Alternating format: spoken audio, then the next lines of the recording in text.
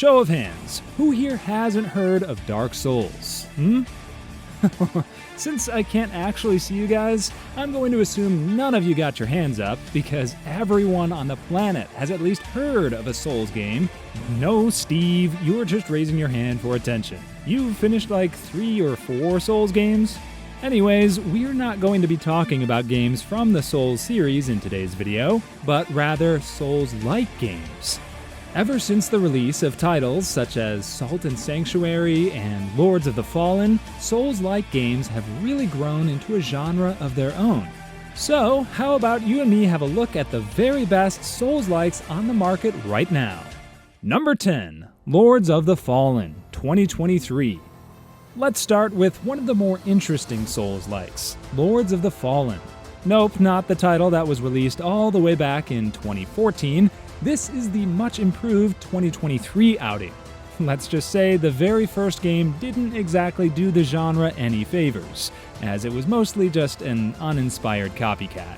However, the good news is that everyone involved learned much from the experience, and CI Games returned with Hexworks to deliver a Souls-like that outshines its predecessor in pretty much every way. The most interesting thing about Lords of the Fallen involves the ability to see and interact with a parallel world thanks to the Umbral Lantern. This lantern can help shine the way, opening new routes and helping you progress through the game. It's a fantastic experience overall and is a must-play for any fan of the Souls series. Number 9, The Surge 2.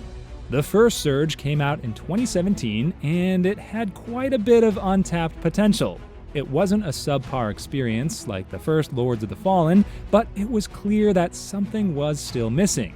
For those who haven't yet played the series, The Surge is a futuristic take on Souls-like combat with a focus on dissecting robotic limbs. You can then use these limbs to change the way you play and progress through the game. The Surge 2 takes what made the first game great and polishes it into a mirror sheen. While the second game still has its fair share of issues, there's no denying that The Surge 2 is one of the best Souls-likes out there. One of the defining features of a Souls-like is the unrelenting combat that can only be described as hard but fair. The Surge 2 does not stray from this core tenet, but it switches up the experience in such a way that it feels like a breath of fresh air. Number 8, Ashen. While I want to make sure that I give you guys a list of the very best, I also want to keep things as varied as possible, so I'm going to add certain games that I feel don't get nearly enough traction. Take, for example, Ashen. It's a Souls-like for sure, but having released in 2018, it was during a time when most Souls-likes didn't really have to be groundbreaking. They just had to be interesting in their own right. So, in a way, it went under the radar. The thing about Ashen is that it took what made the Souls series special in the first place, using the environment as a storytelling tool, and making it the star of the show. So here you have a different take on a Souls-like with very similar features and an extremely pleasing yet surreal aesthetic. It's one of the most underrated Souls-likes, and I highly recommend it. Number 7, Blasphemous 1 and 2. There's no way I'm going to make a list of the very best Souls-likes without talking about one of the pillars of the 2D Souls-like genre, Blasphemous. As an honorable mention, Salt and Sanctuary paved the way for games such as Blasphemous to exist, and I'm forever grateful for that. Interestingly enough, the use of 2D platforming to create a Souls-like experience had existed long before Demon's Souls terrified unsuspecting gamers. There just wasn't a proper genre for it yet. The retro age of so-called Nintendo hard video games can be considered the prototype of what would eventually turn into the 2D Souls-like genre. What makes Blasphemous special is its religious aesthetic, and it's disturbing to the core. The developers pushed this aesthetic as much as they could, turning it into the primary selling point of the first game. In the second title, they focused on improving gameplay elements over everything else, and they did a marvelous job. Want to be disturbed and impressed at the same time? The Blasphemous series is just what you need. Number 6, Mortal Shell.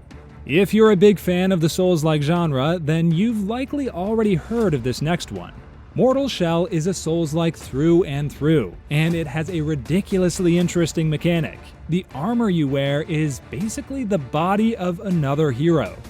You possess the bodies of certain heroes, and they act as the classes in the game. Depending on the body you possess, it could drastically change the way the game is played.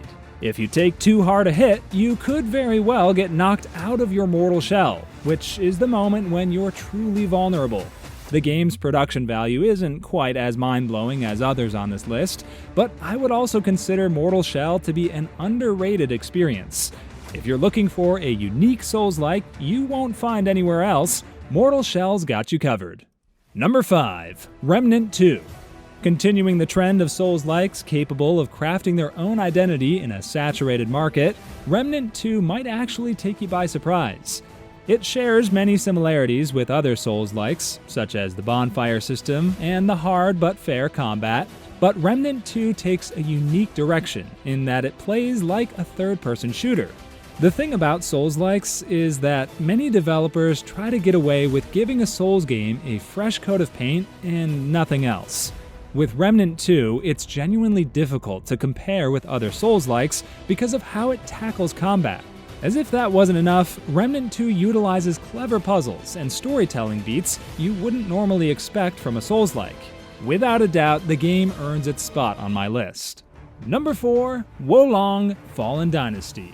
I have a question for you. What do you think you'd get if you mixed Dynasty Warriors and Dark Souls together? Koei Tecmo and Team Ninja set off to answer this question by releasing Wolong Fallen Dynasty. Based off of historical fiction, one of the most fascinating parts of Wolong comes from its deep connection to the romance of the Three Kingdoms and Chinese culture as a whole. You get to battle not only against historical figures from the Three Kingdoms, but also legendary creatures from ancient Chinese myths. While it's true that the game had a bit of a rocky start due to a poorly optimized PC release, it doesn't change the fact that Wolong is a great game. Team Ninja learned well from its Neo series, which I'll mention later, and delivered an entirely new experience aimed toward wowing fans of both Souls-likes and the warring period of the Three Kingdoms. Number 3. Black Myth Wukong. While I want to talk about the very best currently released Souls-likes in the gaming industry, I feel I'd be doing the genre a disservice by not adding Black Myth Wukong to the list. I'm just going to come right out and say it. This game has the potential to be number 1 on this list by a wide margin. Yes, it's that good, at least based off of its many trailers. The game has been in development for quite some time, and it truly shows. I don't think there's a Souls-like out there that looks better than Black Myth Wukong. Even From Software's games don't come close with regard to visual fidelity. The best part? The gameplay looks to be just as good as its aesthetics. This game takes inspiration from China's journey to the West, specifically the trials of Sun Wukong, the Monkey King. Mark my words, this game's release is going to rock the Souls-like genre like nothing else. Number 2. Lies of P.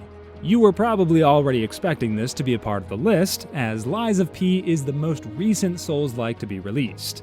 Even better, the game oozes passion and ambition. Lies of P is one of those games that would make players question whether it was developed by From Software themselves. The coolest part about Lies of P is definitely the combat, and how each boss fight felt like an incredible puzzle. Similar to the original Souls series, the players developed a community centered around figuring out the best way to tackle its various mechanics. To this day, people are still figuring out new ways to play the game, which is a testament to how much work NeoWiz and Round 8 put into creating the definitive Souls-like experience. Number 1. Neo 1 and 2. Last but certainly not least, we have a Souls-like near and dear to my heart. You'll be hard-pressed to find any Souls fan who hasn't heard of Neo, as there was a lot of hype leading up to its release. One of the best things about the series is its setting, the Warring States period of Japan. Similar to Wolong, Team Ninja and Koei Tecmo decided to push for more historical events, though the Warring States period of Japan is certainly much more grounded in the truth compared to the more fictional Three Kingdoms period of China. Any fan of this period will find plenty to love, as historical figures are brought to life in a way that only the Souls genre can muster. Of all the games on this list, I would say that Nioh 1 and 2 is the most balanced mix. It's relatively easy to pick up, but difficult to master. That said, I very much recommend that you pick this series and all of its DLC up, especially if you're a fan of the Warring States. That's my list. Honestly, the really cool thing about Souls-likes is how everyone seems to have a distinct opinion about their favorites. Everyone's always got a story about how they managed to conquer one of these games, which is why I love this genre so much. The community is tight-knit and always willing to support each other. And now I'm passing the torch to you guys. What's your favorite Souls-like? Make sure to comment down below. Bye for now.